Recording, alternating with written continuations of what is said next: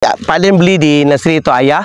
Pak Din minta mereka buatkan. So, Pak Din tanam, biasanya Pak Din akan tabur tawikun smart green. Dia ada dua jenis. Yang ini ada NPK sikit. Yang soil amendment tu tak ada NPK. Tapi di dalam ni ada NPK dan juga soil amendment. Pak Din memang suka guna yang ini. Sebelum tanam Pak Din akan guna biasanya Pak Din akan tabur lah kat bahagian atas ni. Okey.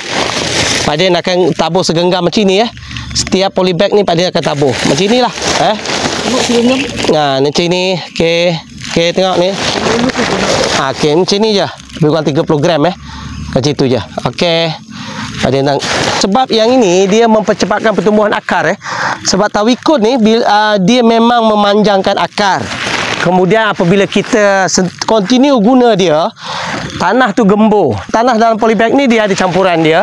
Campurannya yang ini Pak Din beli di nursery Tok Ayah tapi ratio tu mereka lah tapi apa yang Pak Din tahu, dia topsoil kemudian kokopit, kemudian ada sekam padi bakar, baja organik juga.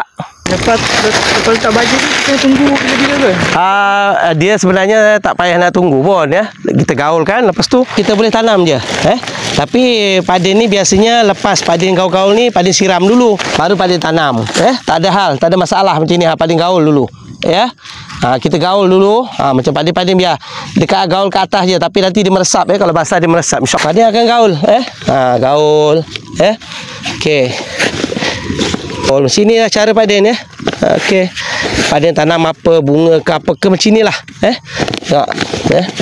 kita lipat lah sikit polybag ni kadang-kadang kita perlu siram, kita siram sekali-sekali lah jangan selalu sangat siram nenas tak perlu siram selalu sebenarnya. Mana seminggu 2 kali ke, kita tengok keadaan cuaca lah sebenarnya tengok keadaan pokok kita siram lah sebab sifat nenas ni menadah embun, jadi dia sebenarnya tak perlu banyak air. Kalau di tanah di batas tak perlu siram langsung. Macam ini Pak Din tak perlu siram, keperluan sahaja kita tengok tanah terlalu kering reaksi pokok pun nampak kuning ke apa ke, kita siram lah seandainya sebab dia dalam polybag dengan tanah lain